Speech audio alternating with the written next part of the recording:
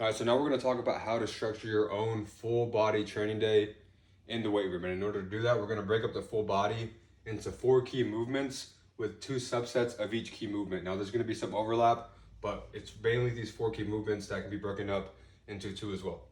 Now, the 4 movements are going to be a knee dominant movement, a hip dominant movement, a push, and a pull. Now, the knee and hip dominant movements are going to be our lower body movements. The push and the pull are going to be our upper body movements. So knee dominance is going to be the front side of our legs, hip dominance is going to be the back side of our legs, push is going to be the front side of our upper body, and the pull is going to be the back side of our lower body. So to further break it down, let's start understanding each of these 4 key movements and the 2 subset categories that come with these key movements.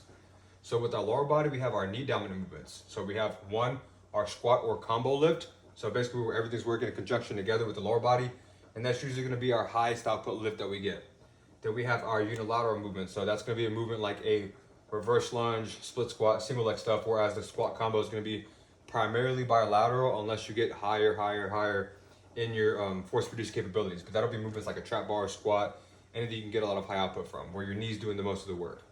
Then our other key movement with the lower body is going to be our hip dominant movement, and that's going to be separated into 2 different categories, being the hinge and the bridge. So you can really cover almost the entire lower body just off of these 2 key movements separated into 4 different categories. Now with our upper body, we have 2 key movements being the push and the pull. And again, that can be separated into 2 different categories for each of those.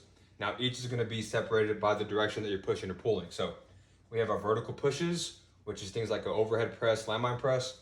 And then we have our horizontal pushes, which is like a bench press and a push-up.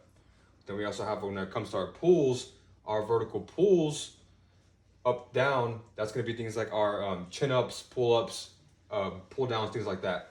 And then our horizontal pull, that can be like a dumbbell row, a bent over row, cable row, anything that you're pulling horizontally. So the direction is going to dictate what movement we're doing, and it's going to separate the 2 different key movements with the upper body. Now, if you just do all 4 of these categories into these 2 key movements, so you do a vertical push, a horizontal push, vertical pull, horizontal pull, you're going to really cover the entire upper body with just these 2 key movements in these 4 categories. So if we want to create a full body training day, we want to really focus on these 4 key movements, which we can also break it down into these really 8 key movements if we break each movement down into its 2 subsets. But if we just follow these movements right here, we'll cover really everything we need to cover in training the entire body as a whole. And we can really use these movements to structure how to create a full body training day. Now, to build on this and to get some accessory work in, we can use these accessories and fillers to get more work done and complement these 4 key movements in these 8 different subsets. So the accessories and fillers that you can do are movements like your carry, so like a farmer's carry and a waiter walk. You can do direct core work, so you can do anti-rotation, anti-lateral bending, anti-flexion, and anti-extension.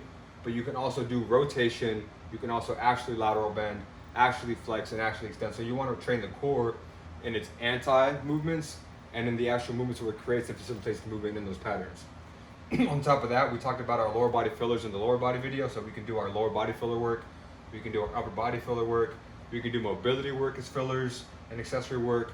When we get to training athletes who are a little bit more advanced, we can take some more fascial interventions to supplement and complement these 4 key movements.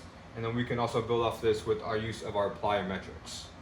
All right, so now that we covered the meat and potatoes of how to structure a full body training day, let's go over some examples so we can kind of visualize it and see how we can put it all together. So there's 2 ways that I like to structure full body training days, and one's gonna have just a day in mind, and one's gonna have the entire training week in mind. So in the example 1, we're gonna put all of those movements together in one training session. Now, this training session would probably be a very high output training session, so it's going to create a lot of neural fatigue. So it's not something that we could probably do every single day because we're really fitting all those key movements into one. So a key note before we really dive into it is that when I structure my training sessions, I always do the highest output and the highest fatigue movement first, so we can really maximize the output that we get from that movement. And then as the workout goes on, you do the less intensive, less output things later on. So in this all-in-one workout, we have 4 different tiers: lower, upper, and they each have some sort of subset of the 4 key movements. So we're really getting all 8 of those movements that we talked about in this one session. Now here, we're starting off with a squat. So we're doing our knee dominant movement first, and then we're supersetting that with a hip dominant bridge movement.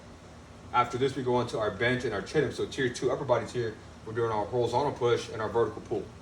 We get done with those 2 tiers, we go on to our reverse lunge and our single leg RDL. So our unilateral knee dominant movement, and then our hinge variation of our hip dominant movement.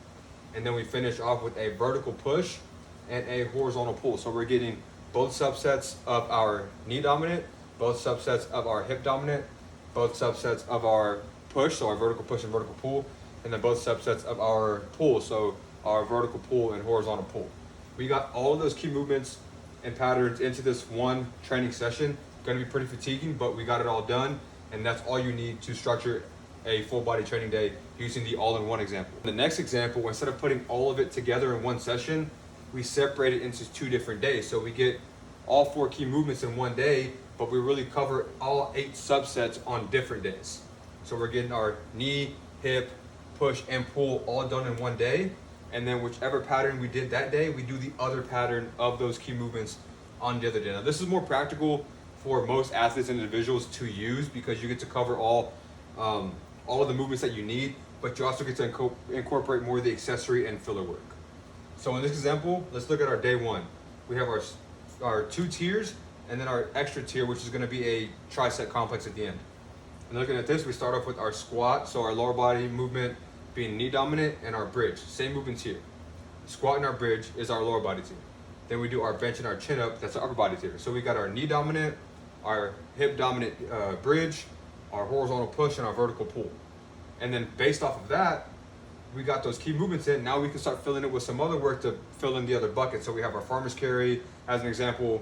That's going to be our carry variation, our Cossack, so our 3D lower body movement, and then a core movement where we're resistant extension, which are going to be the planks. So considering that we did this in day 1, our day 2 movements are going to be based around the same 4 key patterns, but it's going to be the opposite variation of that subset. So instead of doing a squat, which is our knee dominant heavy compound movement, where we're most likely going to be bilateral, we do our unilateral version of a knee dominant movement.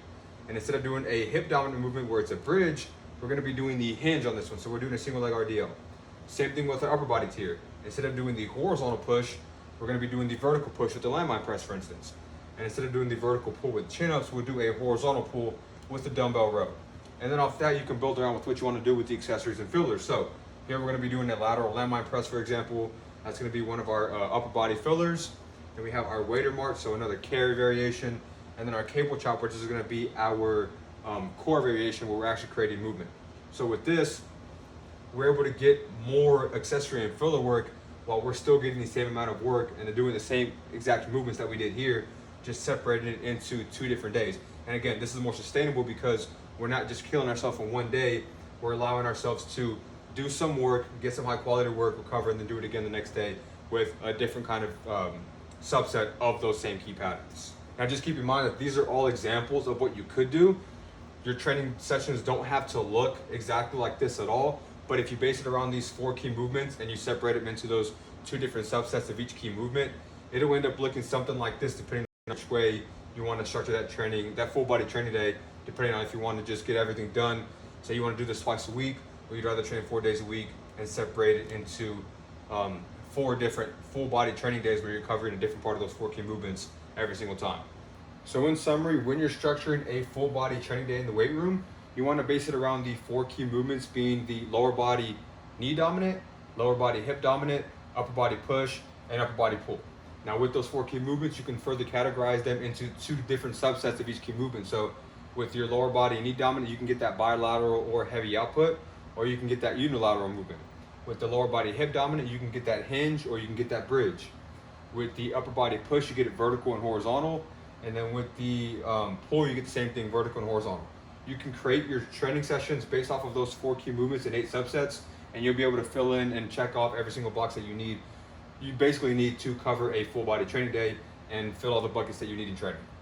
Now around that, you can organize how you structure that based off of what you need and your training schedule and where you are in season and things like that. So you can put it all together in one session. You can separate it into 2 or even 3 and 4 different training days where you do different subsets of those key movements on the different days, but you got to organize it as you need. Work around these key movements and you'll be able to organize it regardless of what your training schedule and training sessions needs are going to be. and then use fillers and accessories where you see fit. So involve your carry, involve your core movements, involve your lower body, upper body fillers, involve your fascial interventions and your plyometrics and things like that. That's what's going to be used to put these key movements together and really create a holistic training plan, especially when we're talking about a full body training day where you want to check off every single box.